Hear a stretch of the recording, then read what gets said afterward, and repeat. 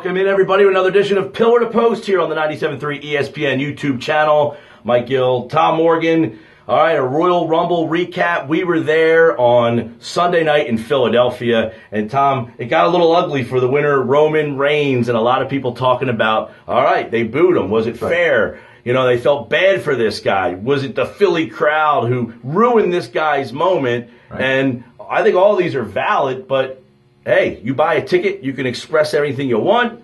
They wanted Daniel Bryan to win. The problem I had with the whole match, Bryan got ousted so early that I felt bad for everybody else entering.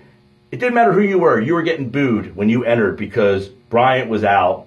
And, you know, I think the WWE really messed this thing up. Let it be known that we were the only two people cheering for Roman Reigns, hence why we're in this room right now. We're in the timeout room. I wasn't cheering, actually. No, we were never cheering for Roman Reigns, by the way. I'm not a big...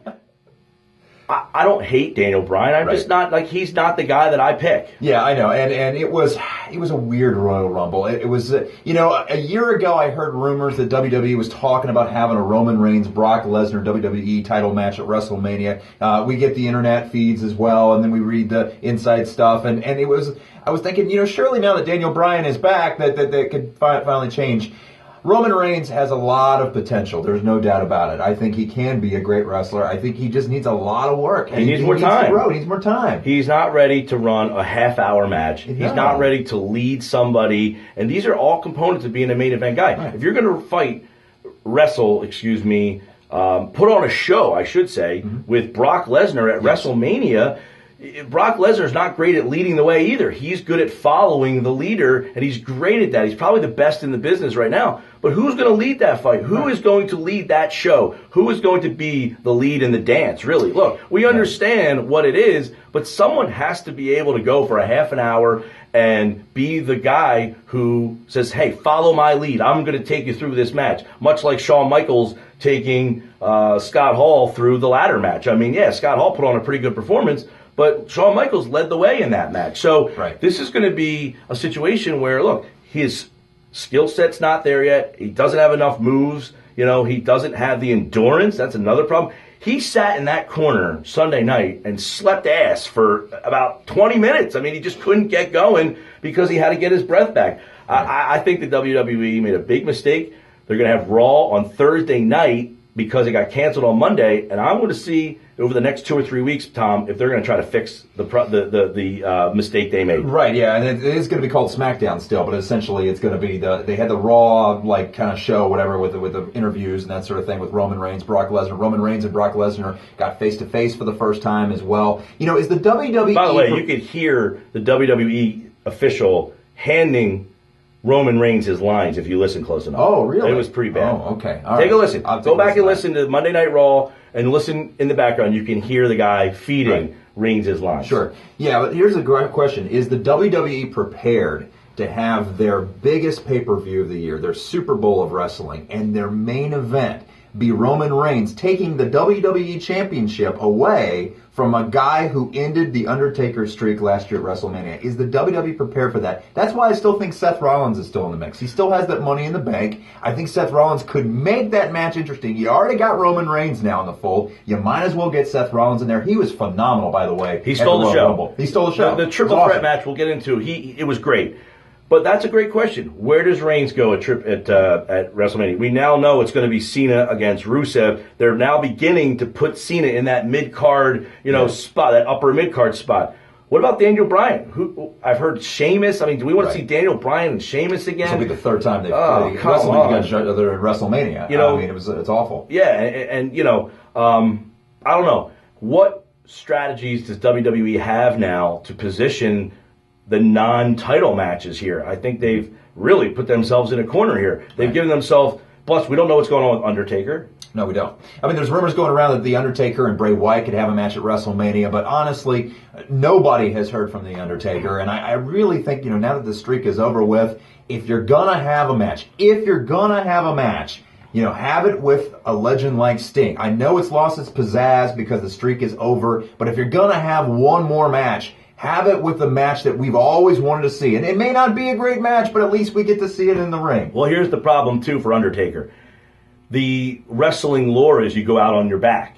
He went out last year on his back. Is he going to come back and win this year, or is he going to go out losing 2 in a row? Right. I mean, so I don't know if Undertaker coming back, does that sell? Does it add value to this? You know, does it sell tickets?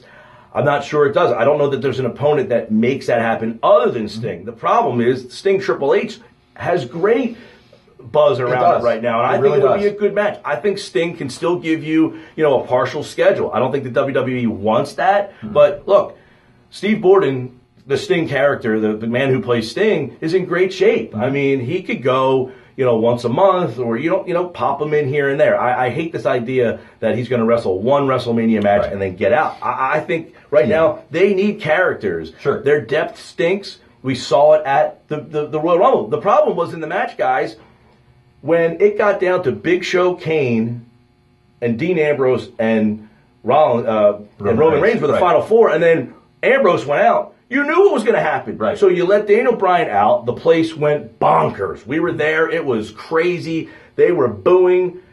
Number 2, when that was the final 4, there was no anticipation. You knew what was going to happen. Right. That ruined, I thought, that match. And it was so weird to see The Rock come out with a huge reaction and then instantly... Not even The Rock could save it. Not even The Rock could save the guy. I mean, they were booing them both. You could see The Rock's reaction on his face when he was raising a Roman Reigns' hand. It was crazy. Now, you don't have the WWE Network. Not yet. I went home and watched it last night, the Royal Rumble Fallout. Right. And backstage, they had Tom Phillips interviewing The Rock and Roman Reigns together. Well, you put Roman Reigns up against The Rock, he's going to look like an idiot. Oh, yeah. The Rock took over that interview and basically was cutting Reigns off.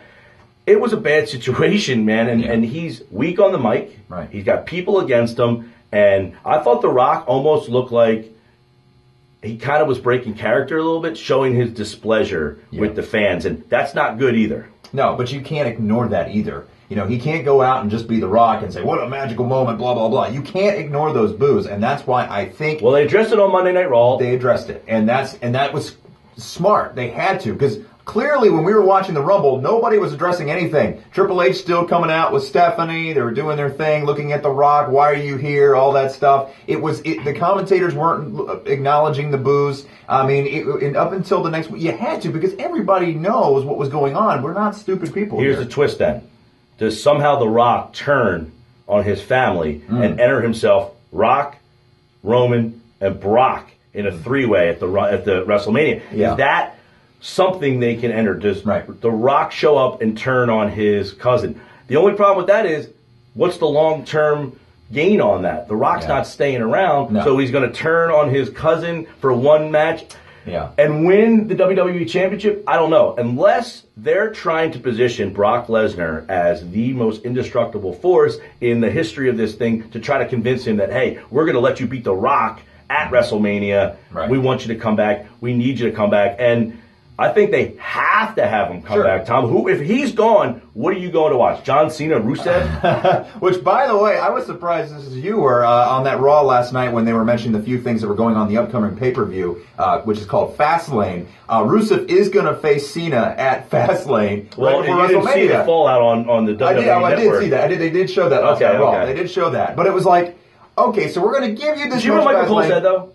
What was that? He said this was a fight that was supposed to happen at WrestleMania. Oh, he did? Yeah, I remember that. And we're going to give it to you. And it was like, okay, for those of you who are not in the internet wrestling community, which most of us are, but still, I mean, you were like, okay, well, this was supposed to happen at WrestleMania. How? You know, so the creative staff is just really missing the ball on a lot of things. And, you know, I miss that element when it comes to watching WWE wrestling of that shock value. And I know a lot of that's lost because we get to see rumors and stuff that are happening and unfolding backstage on the internet. But you miss that shock value, you know, you really do. And there was no shock value. Billy Ray, whatever you want to call him, coming out Royal Rumble, that was a little shocking. Bubba Ray, yeah, I keep forgetting. DDP showing up. That was cool, too. But it didn't have a lot of shock 60-year-old man, and he's diving. DDP yoga, man. I think I'm going to get that. I mean, look at the size of Tom. And against me, I need DDP yoga. Here's a couple things that I didn't like either. The problem that us wrestling fans get a bad rap for is because it's fake and all this stuff. The problem is the writing team leaves these huge gaps.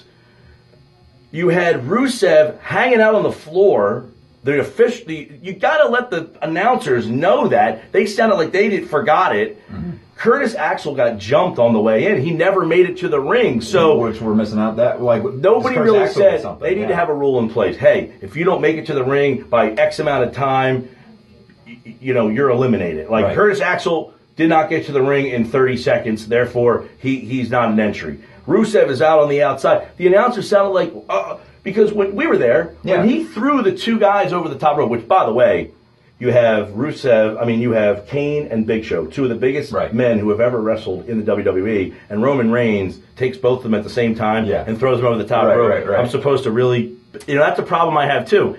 But when he was done, the announcers were like, Roman Reigns wins. It's almost like they forgot about Rusev. Sloppy is the word. The bottom line is sloppy. Even the bell rang, too. You remember that? When Roman Reigns, before Rusev came back in the ring, I heard the bell ring. Go back on the WWE Network. Well, it was either you or the guy who was sitting with us, Brian, who we met at the JR show. Hey, Brian, if you're out there watching Zack Ryder fan, by the way. Yeah, Zack Ryder showed up. Said they haven't made an announcement yet. Right. So somebody was on to the fact that they had not made an announcement of, hey, here is your winner. Because Rusev came out, and then the two Stooges come back in, and then The Rock comes out. Hey, it was great to see The Rock, Bubba Ray, DDP, the Boogeyman came back. That was awesome. That was pretty cool. Yeah.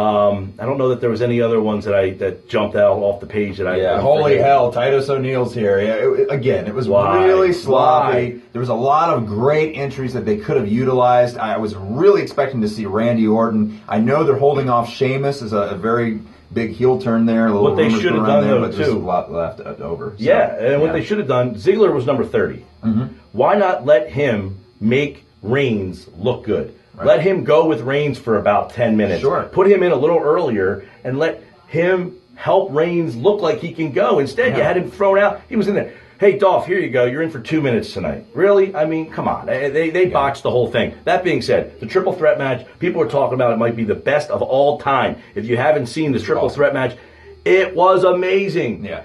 Tom had the video of Rollins off the top rope. Somehow I missed that video. I couldn't hit record on my phone fast enough. Right. But that was one of the coolest things I've ever seen live. That and the moonsault spinning thing that Rollins did was unbelievable. But Brock Lesnar, I thought absolutely was outstanding. And when he won the match, the thing that I gained a lot more respect for Brock, the announcers had said, he's got a broken rib. As soon as he won that match, brought his arm in, and you could see, he was selling that he got it. And that was a sign that he's turned the corner for me, because he went from a guy who just collected a check to a guy who got it that night. And he looked great, too. I mean, his body looked great. I think he's training for a return in UFC. I mean, he looks really, really good. And I'd love to see Brock versus CM Punk. I think all of us wrestling fans would love to see that at the UFC. So, bottom line, who do you think, which wrestler at the Rumble, the 30-man Battle Royal, which one do you think really spoke out to you in a positive way? Well, I thought they did a good job with Bray Wyatt. Mm-hmm. They really featured him early in the thing, throwing everybody out. They even gave him the mic,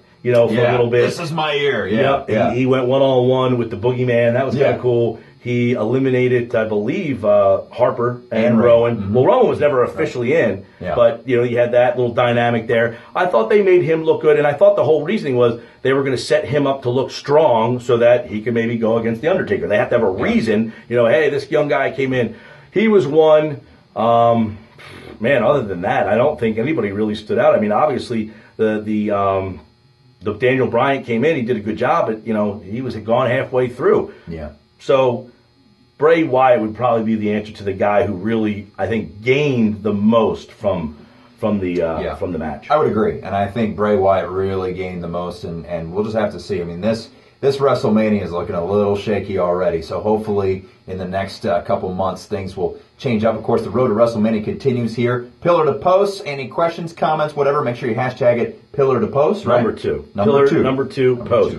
We're going to be getting some guests coming on here that are going to add to the show throughout. We've had Jim Ross on my radio show. You can check out that on the YouTube 97.3 channel. Somewhere down here, I think that video could be right about there. We're also going to be talking to Andrew Goldstein. He was on the WWE creative team. We met him at the JR show, and he's going to kind of be, an analyst for us from time to time. He said he'd love to come on. So we'll pick a former creative team's member. Also have an interview coming up with Shawn Michaels. Michaels on the way. Tom's going to be on vacation, so when Tom's out, Really? Shawn Michaels You had to pick Shawn Michaels will be today. I'm on filling a cruise. in. So, it's news for to me, by the way. the very best in the WWE. Hey, this is something that's nobody's doing in this area. We want to provide it for you here on the 97.3 ESPN channel. By the way, thanks to JR. The tickets were great. It was great meeting them. We got the autograph barbecue sauce, and the show was great. J.J. Dillon came out. It was a cool. standing room crowd. It was packed in that place. Overall, I had a great day. It was a lot of fun going with you. Yeah. And, we had great seats thanks to the WWE. And, Vaughn Johnson from the Philly.com. He covers wrestling for them. We talked to him, and he's going to be coming on the show from time to time as well. And, hey, we're going to be trying to get the biggest names to be on Pillar to Post. So make sure you come back each and every week. Subscribe to the YouTube channel, 97.3 ESPN. And, hey, you never know who might show up here. Next week, it could be the Heartbreak Kid. I don't have a date or time for that yet, but he will have the theme music in queue, though. He will Trust be on me. the show coming up.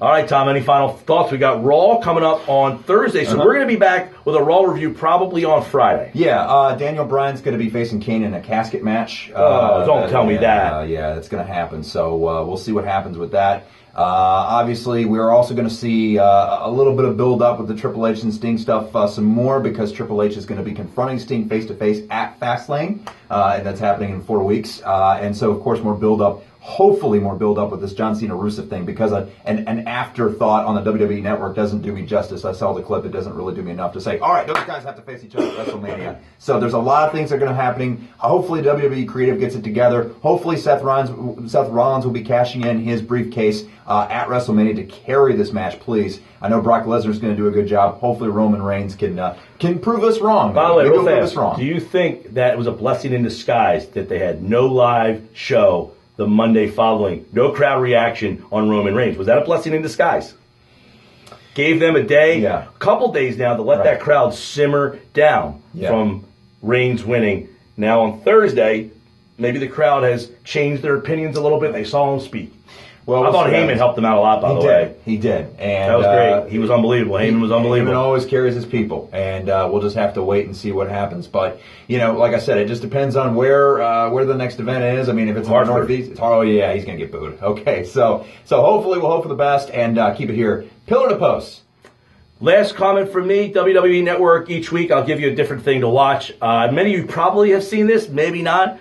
The Rise and Fall of WCW. I just got done watching that. Outstanding history from the early days, Jim Crockett Promotions, all the way through to Ted Turner, Eric Bischoff, and the demise of WCW, and basically where it stands today, which is a member of Vince McMahon's library. So, Rise and Fall of WCW, followed up by the Rise and Fall of ECW. I'm in the middle of that right now. I've seen it before. They're both worth watching many times on that rainy day, or if it actually snows.